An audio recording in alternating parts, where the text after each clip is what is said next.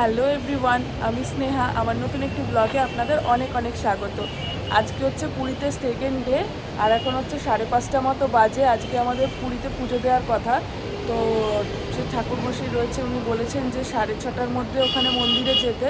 তো ওখানে 6:30টার দিকে যাব, পুজো দেওয়ার আছে। আর আমরা হচ্ছে মানে যে হোটেলটা নিয়েছি সেটা একদম সমুদ্রের কাছে, মানে হচ্ছে ছাদ থেকে সমুদ্রের ভিউটা ভীষণ ভালো লাগছে। আর সানরাইজ দেখার জন্য না বিচে যেতে হয়নি, মানে ছাদ থেকে দেখা যাচ্ছে, প্লাস রুমের জানলাটা খুললেই দেখা যাচ্ছে।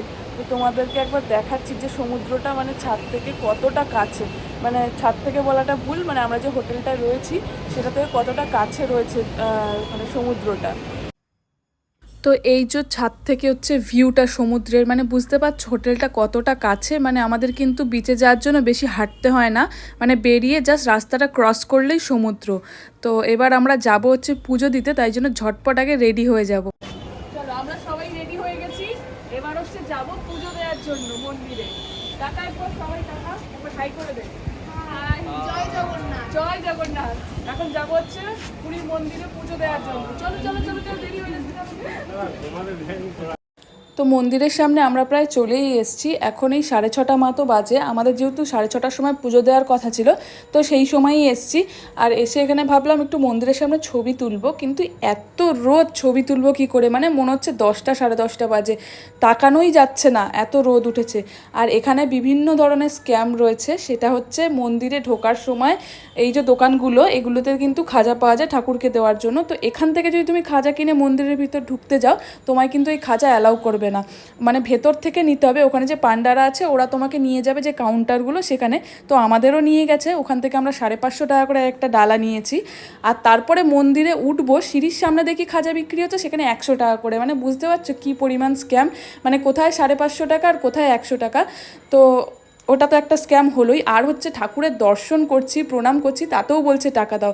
মানে এইটাই প্রথমবার দেখলাম ঠাকুরকে প্রণাম করতে গেলেও যে টাকা দিতে হয়, সেটা কিন্তু আগে দেখিনি। এই পুরীতে এসেই প্রথমবার দেখলাম, আর অন্য কোথাও এরকম হয় কি না আমি জানি না। তো এগুলো থেকে তোমরা একটু সাবধান থাকবে, তোমরা যারা পুরীতে যাবে এই রকম স্ক্যামে কিন্তু একদম পা ফেলবে না। আর পুজো দিয়ে আসার পর দুপুরবেলা খাওয়া দাওয়া করে একটু রেস্ট নিয়েছিলাম। তারপরে সন্ধ্যের দিকে আমরা বেরিয়েছিলাম হচ্ছে খাজা নেওয়ার জন্য, কারণ হচ্ছে বাড়ির সবার জন্য ভেবেছি খাজা নিয়ে যাব। তাই এখানে টেস্ট করে দেখছিলাম কোন খাজাটা বেশি ভালো খেতে। আর এখানে খাজা নেওয়ার পর চলে গেছিলাম শাড়ির দোকানে, কারণ আমাদের কিছু নেওয়ার ছিল না, রনিকারই নেওয়ার ছিল, বাড়ির গিফট দেবে ওই জন্য আর কি নিচ্ছিল। তাই সবাই মিলে গেছিলাম। আর এখানে হচ্ছে আরেকটা কাণ্ড, সেটা মানে এত বাজে একটা সিচুয়েশন আমাদের সাথে হয়েছে, সেটা আর বলার মতো না। মানে আমরা যে হোটেলটা বুক করেছি সেটা যে মানে বর্ষাকালে জল ঢুকে যায়, সেটা আমাদের যখন নিয়েছি হোটেলটা তখন আমাদের ইনফর্মই করেনি। মানে এতদিন ধরে তো বৃষ্টি হচ্ছে, তো নিশ্চয়ই আগেও হচ্ছে রুমে জল টল ঢুকেছে, ওনারা কিন্তু আমাদের জানায়নি।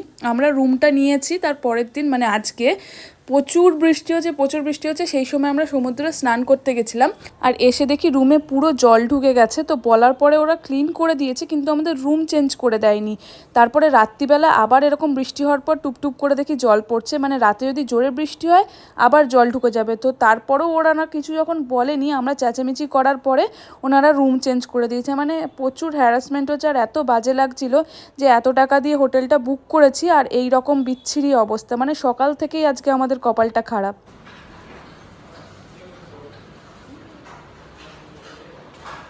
যে রাত্রির 11টা বাজে, এখন হচ্ছে আমাদের রুম চেঞ্জ করতে হচ্ছে।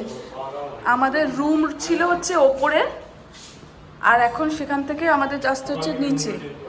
সকাল থেকে চেঞ্জ করে দেয়নি, কিছু দেয়নি। রিজনটা বলছি, যে উপর থেকে জল পড়ছিল, একদম জল পড়ছিল। আর যখন বৃষ্টি হয়েছিল এই ফ্লোর পুরো একদম জলে ভর্তি হয়ে গেছিলো। আমরা যখন নিয়েছিলাম তখন এত খারাপ কন্ডিশন রুমের, আমাদের কিছু ইনফর্ম করেনি। তারপরে হচ্ছে জানিয়েছে আমাদেরকে।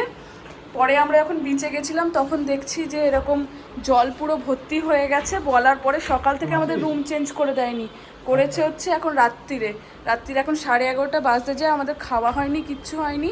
এখন এই সব হ্যারাসমেন্ট চলছে।